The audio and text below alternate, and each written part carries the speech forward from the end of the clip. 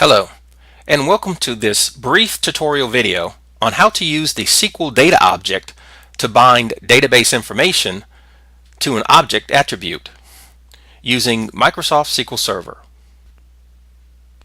Now, why is this relevant and what problem does it address? In industry, there is often a need to pull data from external systems and integrate that data into a process environment. The challenge is trying to find the best and most efficient method to do this. Wonderware System Platform helps to make this process simple by integrating external Microsoft SQL Server database information into your process environment. This is accomplished through the use of the built-in SQL data object and the user-defined object within the Application Server Galaxy project. Now, here are some basic steps that we're going to use in this particular demo. First, we're going to create new instances of the SQL data object and the user-defined object. Next, we're going to configure the new instances and assign them to the appropriate areas. Then we're going to deploy the new instances. And four, we're going to verify functionality with Object Viewer and the reference database. Now let's begin. Now let's begin the process by first verifying that we have a database to work from.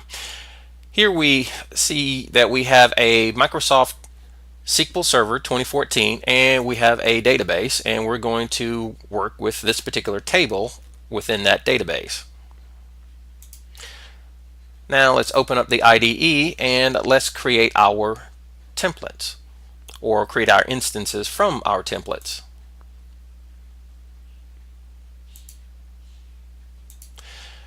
The first one I'm going to create is I'm going to use this master SQL data object template, and I'm going to create a new instance.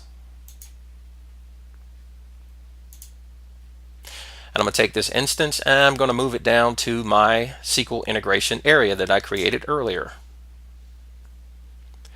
And now I'm going to create another instance of a user-defined object.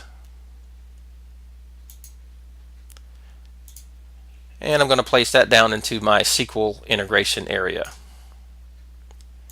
Now let's configure the SQL data object instance. I'll use Windows Integrated Security. My database is local, so I'm going to say localhost. And I'm going to select the database, AdventureWorks 2014. I'm going to select a table name.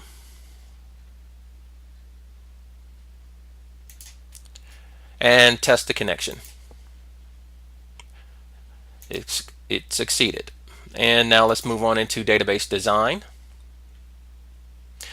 And first I'm going to get the data from the database. So I see my information. I'm going to focus on name, product ID, product line, product model number, model ID, product number. These are the items that I really want to tie to attributes.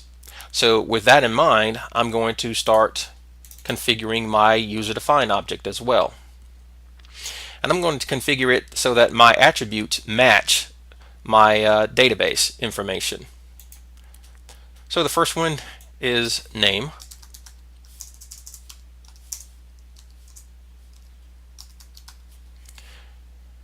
And that is a string. So I'll go back and verify it's a string. So the next one is product ID. I'll add another attribute. And looking at that, this one is an integer.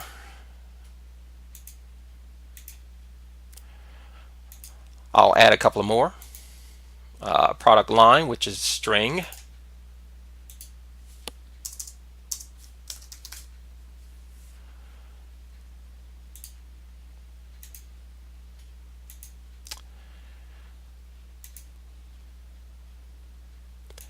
And we have a product model ID.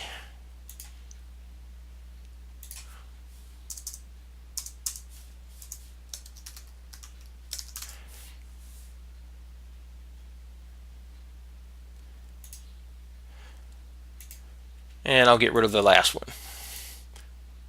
So we have the name, product ID, product line, and product model ID. I'll save it, but not close it.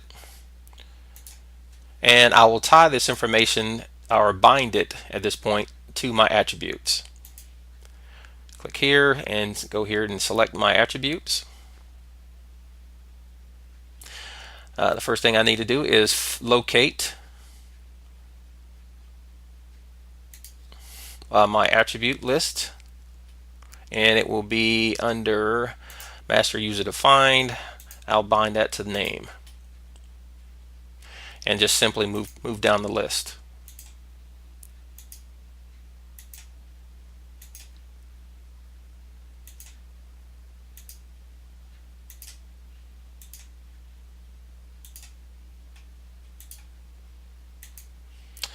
So I have bound my database information, this table information, the column information here, and I bound it to object attribute information in my user-defined object. And so I'm going to next go to Datasheet. Let's test it out. And we can see that we can properly connect to the database and pull information. So I'm going to save and close. And I'm going to save and close this also. And I'm going to deploy my 2 new object instances.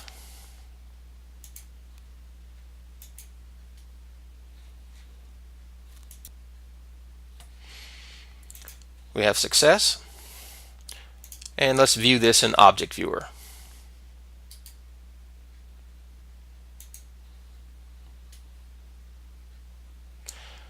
I'll scroll down in the attribute reference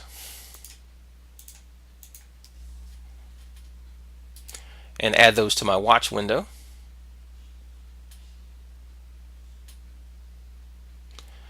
And we see that everything is good. Now let's pull some data in from the database. And we can use these attributes to trigger that event to pull information from the database to the attributes. And I'll use the db2attribute command. And I'll use a couple of more to record the select next command. I'll get the select previous command, and I'll add those to the watch window as well.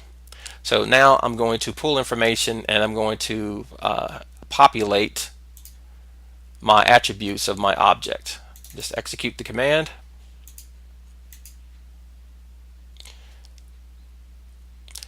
And so by executing this particular command, it populates the name and the product ID. I'll get the next item in the database, and that populates the name of, for instance, bearing ball, and the product ID of 2. I'll execute this command again, and it just simply goes to the next. If I wanted to look at the previous one, and it'll go backwards. Now, to verify that this information actually is in the database, we just simply pull it up, and as you can see, we have the name of the first one is adjustable race, and the second one is bearing ball, and the third one is BB ball bearing, and with the appropriate product IDs.